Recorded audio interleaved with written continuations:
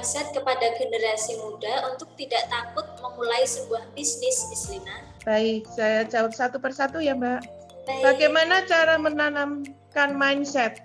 Menanamkan mindset dengan, kalau di kelas saya itu saya beri yang namanya praktek berwirausaha. Memang harus praktek, harus mencoba gitu ya. Bahwa bisnis sekecil apapun kita nikmati aja. Dimulai dari yang ini, do what you love. Jadi yuk kita berwirausaha, sekecil apapun kamu adalah bosnya. Kamu adalah punya otoritas dalam bisnismu. Nah, untuk di kelas Fakultas Ekonomi yang saya ajar, itu memang kami ada namanya praktek berwirausaha. Memang ya harus dikomunikasikan terus-menerus. Tidak apa-apa belajar. Kalau gagal bagaimana, Miss Lina? Kalau gagal ya kita ulang, kita review, kita evaluasi kok bisa gagal. Memang Kak, tidak semuanya akan semua jadi wirausaha, tentu saja tidak. Tapi paling enggak kita memberikan mereka wawasan, pengalaman gitu ya. Jadi mereka akan, kalau sudah mencoba, siapa tahu jadi jatuh cinta gitu. Itu cara menanamkan mindset kepada generasi muda. Ayo belajar.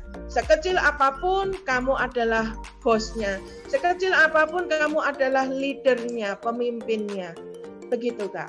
Baik. Kemudian untuk pertanyaan nomor 2, apa tantangan terberat yang biasa dihadapi saat memulai sebuah bisnis? Tantangan terberatnya biasanya malu. Bukan uang ya, tapi justru tantangan terberatnya adalah non uang, yaitu malu. Itu yang saya wawancara dengan mahasiswa saya yang milenial. Mereka rata-rata malu menawarkan. Itu tantangan utama mereka. Karena kalau kita bicara tentang modal, jadi reseller itu kita modalnya terbatas sekali. Modalnya apa? Modalnya handphone. Dan yang milenial pasti punya handphone, pasti punya gadget. Lalu kemudian modal untuk barangnya kan tinggal foto-foto, tinggal kita upload. Nanti kalau kita ada yang beli, baru kita ambilkan. Jadi tantangannya lebih ke non uang, yaitu malu, gitu Kak. Jadi intinya kita tidak boleh malu ya, Miss ya. Betul sekali, nggak boleh malu. Toh kita apa yang kita lakukan adalah halal gitu. Jadi jangan malu. Kalau saya sering kali memotivasi mahasiswa saya, jangan malu. Ya, jangan malu. Karena malu tidak membuat kamu jadi sukses. Iya, betul sekali, luar biasa Miss Lina.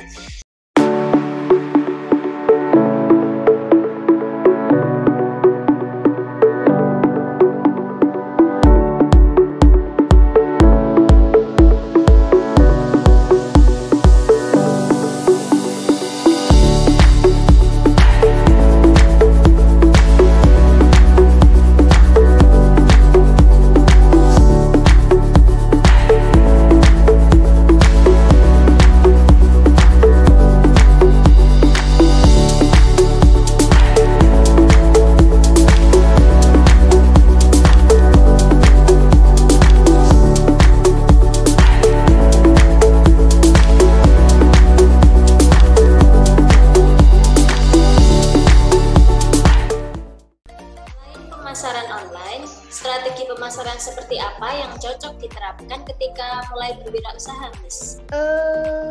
Selain pemasaran online, saya rasa itu yang terbaik, Kak. Jadi online itu kita ada di era industri 4.0. Jadi kita memang main di pemasaran online. Lalu kalau seperti yang dilakukan oleh Jondri tadi ya, dia masuk di Grab dan GoFood, lalu di YouTube, itu yang membuat dia akhirnya dikenal oleh konsumen, lalu ada testimoninya yang meyakinkan bagi para calon konsumen. Oh, testimoni yang positif mempengaruhi orang untuk beli. Saya kira strategi pemasarannya tetap online itu yang terbaik, karena kita ada di era industri 4.0. Baik, jadi intinya semua yang ingin berwirausaha harus bisa menyesuaikan diri dengan kondisi digitalisasi di era ini ya, Miss ya. Betul, mau tidak mau kita harus main di daring atau online. Iya, betul sekali. Kemudian untuk pertanyaan selanjutnya, apa saja yang harus dipersiapkan sebelum seseorang memulai berwirausaha? Yang harus dipersiapkan adalah mental. Karena sekali lagi hambatan utama kalau yang milenials ingin memulai bisnis itu justru hambatan bukan modal tapi mental.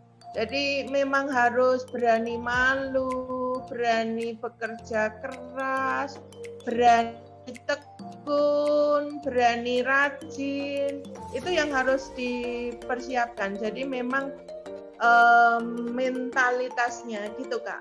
Iya, berarti mental harus sekuat baja ya, Bu ya, kalau ingin memulai sebuah usaha. Ya, proses. Kalau pertama pasti tidak sekuat baja karena by proses. Semua belajar, dinikmati. Kalau saya sering ngomong ke mahasiswa gini, Kak. Setiap proses harus kamu nikmati. Sekarang disuruh sama Miss Lina untuk praktek berwirausaha, kalaupun kamu nggak suka, tolong tetap dinikmati. Dimarahi konsumen, Miss Lina, aku malu. Ya, dinikmati. Semua akan jadi pengalaman yang sangat amat berguna. Iya, luar biasa sekali. Kemudian untuk pertanyaan selanjutnya, ketika kita ingin memulai sebuah usaha di bidang yang tidak kuasai, apakah ada kemungkinan kita bisa sukses menjalankan usaha tersebut? Karena sebelumnya tadi Miss Lina kan bilang kalau untuk memulai sebuah usaha kita harus menyukai bidang tersebut. Nah, tapi ketika bidang yang akan kita mulai ini tidak kita kuasai, apakah ada kemungkinan kita bisa sukses, Miss? Apakah Anda seorang pakar? Anda bingung untuk menemukan klien? Atau Anda ingin menemukan lebih banyak klien? Yuk gabung ke Tekon ID. Tekon ID akan membantumu menemukan lebih banyak klien. Apa sih manfaat gabung ke Tekon ID dibanding platform lain? Anda akan lebih mudah ditemukan oleh klien, mendapatkan fasilitas promosi dari tim Tekon ID, mendapatkan asistensi chatbot selama 24 jam untuk pengaturan jadwal dengan klien. Klien bertambah, income pun bertambah. Sistem pembayarannya aman dan terpercaya. Nama atau brand Anda akan semakin dikenal.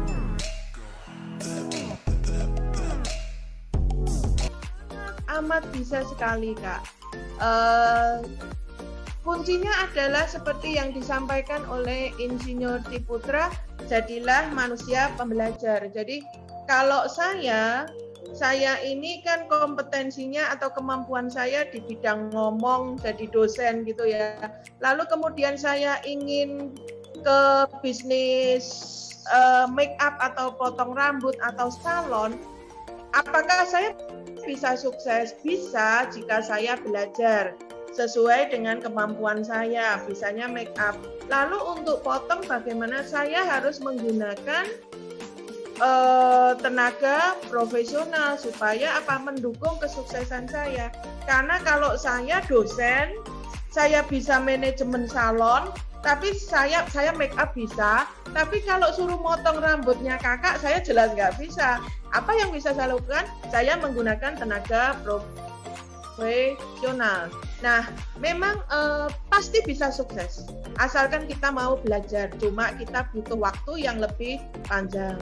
Kita butuh semangat. Nanti kalau salonnya sepi, kita aduh nggak bakat nih gitu. Tapi kalau kita melakukan apa yang kita sukai, kalau kita mencintai, seberat apapun hambatan, tantangan, kita tuh tetap sabar. Kita itu kayak kalau kita punya pacar itu loh Kak, kalau kita memang mencintai, sebesar apapun tantangan yang ada, kita akan berusaha untuk bertahan, kita akan berusaha untuk berjuang. Tapi kalau kita sudah nggak mencintai dari awal, ada benturan sedikit, kita akan mengatakan kita putus yuk gitu.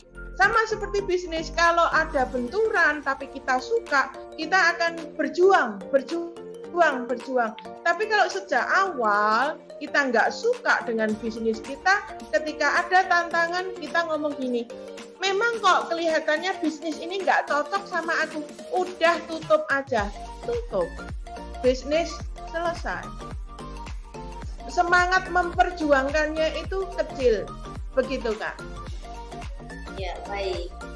Luar biasa sekali Miss Lina. Nah, ini pertanyaan terakhir yang mungkin bisa menjadi motivasi untuk yang milenial di luar sana ya. Apa sih kunci sukses yang harus dimiliki oleh setiap wirausahawan menurut Miss Lina sendiri? Ada 3 juga. Yang pertama adalah N. Apa N? Nggak mudah menyerah gitu, bahasa milenialnya nggak mudah menyerah. Jadi memang kalau kita berwirausaha, berbisnis itu pasti nggak mudah begitu ya. Tapi satu hal, N adalah nggak mudah menyerah. Lalu yang kedua adalah seperti tadi, belajar. Harus mau belajar. Jadi NB gitu ya, nggak mudah menyerah. Lalu yang milenial yang kedua tetap belajar dari kesalahan, belajar dari kegagalan, belajar dari ditolak oleh konsumen, belajar dimarahin konsumen, belajar dari belajar. Dan yang ketiga adalah NBK. Kalau ingin berwirausaha dan sukses, tetap jaga kualitas. Kualitas itu penting. Jadi tetap untuk mempertahankan kualitas yang baik. NBK. Nggak mudah menyerah, belajar, dan tetap utamakan kualitas yang terbaik. Begitu Luar Kak biasa yang sekali. bisa saya bagikan. Ya, terima kasih Miss Lina. Jadi motivasi untuk generasi milenial di luar sana ini, biar tidak ada lagi alasan untuk takut memulai wirausaha ya Miss Lina. Iya, betul. Baik Miss Lina, terima kasih sekali untuk waktunya telah meluangkan untuk hadir di channel Tekon TV. Semoga lain kali bisa memberikan ilmu yang lebih banyak lagi untuk kita semua di sini.